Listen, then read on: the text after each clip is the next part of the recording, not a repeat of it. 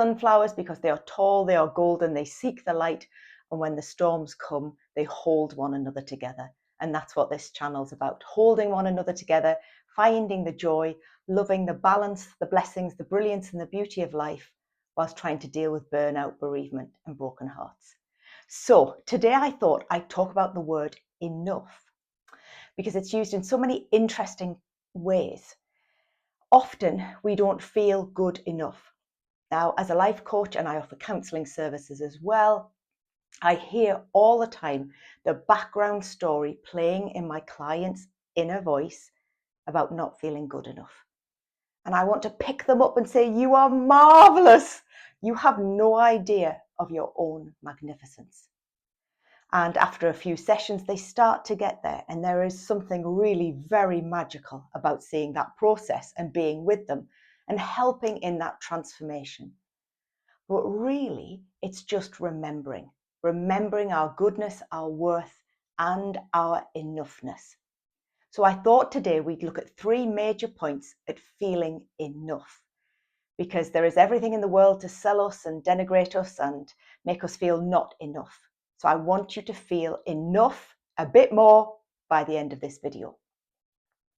Now, the reason I talk about this so much is because I've great professional experience in it, but also huge personal experience. I was very ill for a very long time. And the problem with physical illness is that it depletes your capacity to function. So therefore, when you can't function very much or barely at all, it feels like you're failing at life. It feels like you're failing at being well. I fail to retain and safeguard and re-find my own physical health. So I had to grapple with the things that I could control. And that was the way I was thinking. So I read just about every self-help book out there. I've had tons of help. I've had a loving family. I've had many blessings and many advantages, but I've also had many challenges.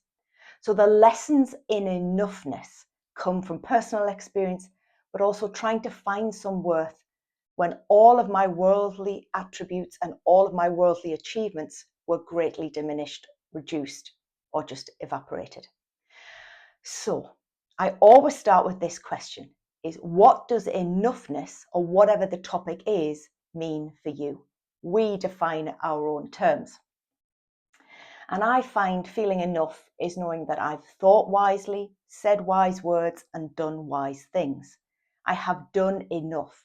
I have thought enough about this. I have given enough. I have said enough. I have felt enough. So that would be my definition. Have I done my all, given my all, and done it wisely so that I'm not hugely depleted, but also that I've offered all that I can? Now, that comes in very small episodes and efforts and consistency. So I want you to think in your life where you're already enough. Where would the people who love you most say that you're succeeding? And I suspect that's in many more places than you feel or think or realize yet. So just ask kindly, where am I doing okay? You can ask physically or you can ask quietly inside, and start to make a mental or physical list about where you've succeeded. Then your enoughness pot starts to fill. That's a lovely way to look at it. I think one of the things that we have to realize is not only is comparison the thief of joy, is that we only compare with people often who are doing better than us, or we feel look better or have more or are higher or further on in life than we are. And the real issue of comparison that I keep seeing empirically is that we need to compare upwards to say, well done. That's a lovely way of looking at it, and to see what's possible. So if you're just starting a business, look at somebody who's 2 years in, 5 years in. Where are they? How did they do it? How did they do it honorably, reliably, and wisely? Don't look at people who are 20 years ahead of you. Look at people in the short term as an inspiration and an appreciation. Then look at the people who are a long, long way ahead of you and think that's where I might be in 10 years. So be realistic about your enoughness in your comparison. Then think about enoughness as how much you have in comparison to the people who are looking at you and thinking you're doing wonderfully well. I often say to clients, 1,000 people would swap with us. They really would, probably 1 million. So remember that there are people looking at you now, wishing they could be where you are, however lacking you feel. Always remember that. Always remember there are people who don't have anything like our advantages in life, and that we must appreciate where we are and help as much as we can. So think about where you are, but don't compare too much. Remember that. Nobody lives your life, nobody runs or walks or crawls your race. There's just you doing the best that you can. So comparison needs to be managed, and so does competitiveness when we come to enoughness. Now, I like the thought of fulfilling our potential. I think that's so much more lovely. It's so grace-filled. It's so realistic. It's so possible to fulfill our own potential and not look around at what everybody else is doing. So I had to do this multiple times because in that 20 years of very severe illness and many years of caring for very precious and unwell parents, was that I used to just long that they could go on a cruise or go to a night class or go for a stroll or do the things that everybody else their age was doing. But the more I did that, the worse I felt. I just wanted health for them. And the bits of health that we did have, I cherish so, so greatly. But competition is a kind of sibling of comparison. So some of it is good, but not too much. That's the problem. It's too much of anything that I think is unhelpful. So think about not only ambition in comparison to other people, but ambition comparing yourself where you were. How far have you come? How many obstacles have you overcome? And how much determination have you had to summon just to get by, just to get through? To me, that's real success. So let go of too much comparison, let go of too much competition. Think about fulfilling your own abilities. Your potential, energy is all there. So I think that gives us some peace around the issue of enoughness. So this is feeling enough. Now, there are many times when we actually don't have enough. We don't have enough resources, enough health, enough money, enough support. But where can you stand on solid ground and know that you really are enough? That's a nice place to start. I hope that I've been a good friend. I hope I've been a good daughter, a good wife, good enough. I hope I've been excellent with my clients. I've worked very hard to write books. I've worked very hard to find the gaps where my energy allowed me to do things. Being on YouTube is one of them. I used to be a motivational speaker and I also was a celebrant, so I took thousands of services and public speaking roles. I can't do that at the moment, but I can do this. So think about what can you do with that which you have. Then you will feel much more enough. It's lovely. So that's feeling enough. Now, number 2, doing enough. Now, we often oscillate between not doing enough and doing far too much. And I spend a huge amount of time with clients thinking about what is enough, what is reasonable, and what is wise. So if we just do something, that's always better than nothing. Our expectations need to be sensible. What's realistic in the time that I have, the energy and the resources available to me? So if we ask ourselves, what would I expect from somebody else?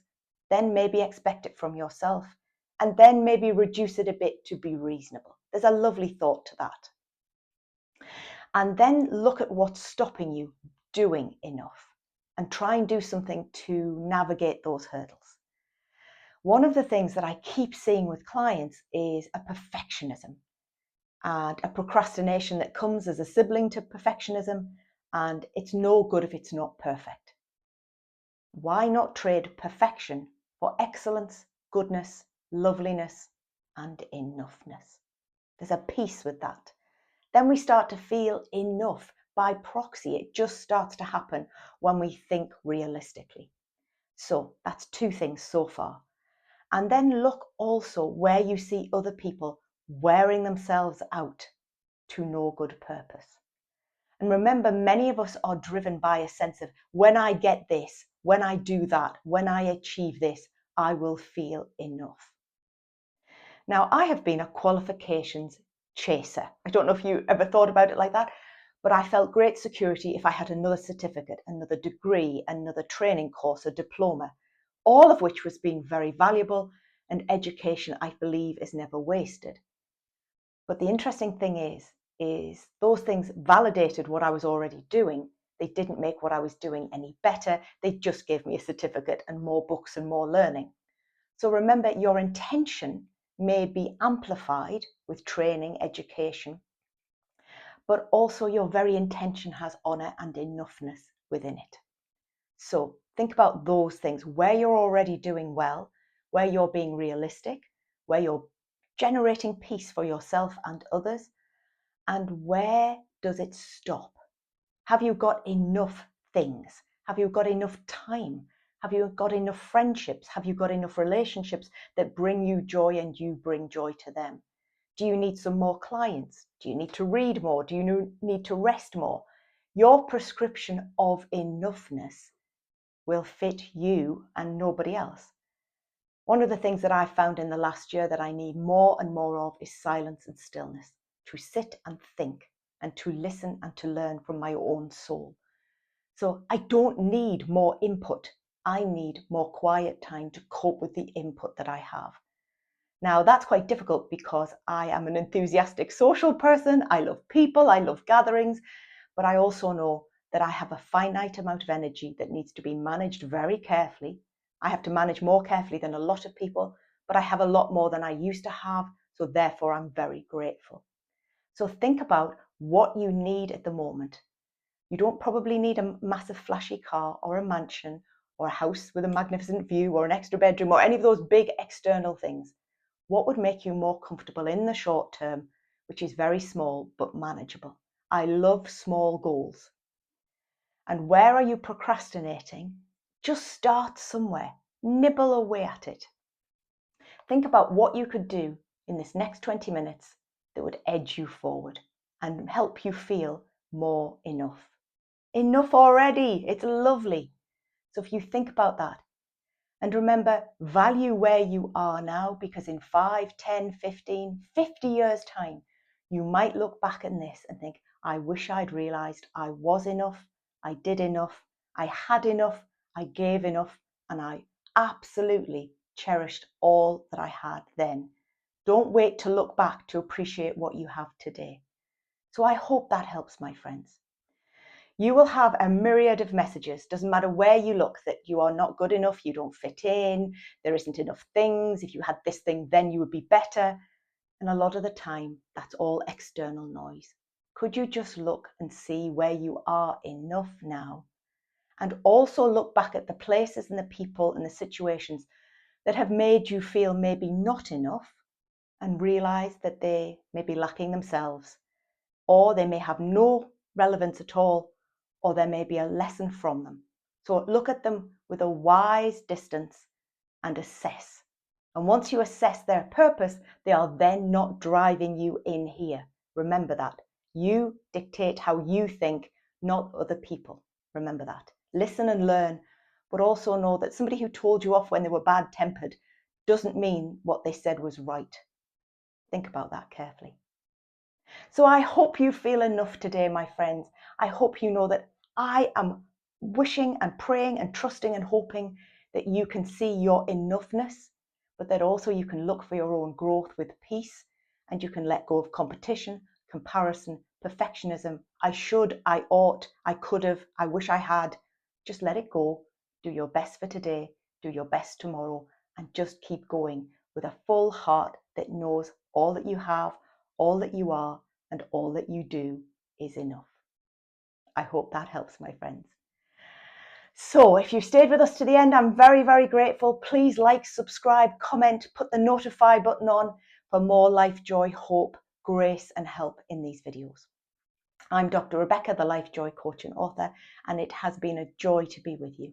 Take care, God bless, be safe, and remember, you're more than enough. It's wonderful to be you.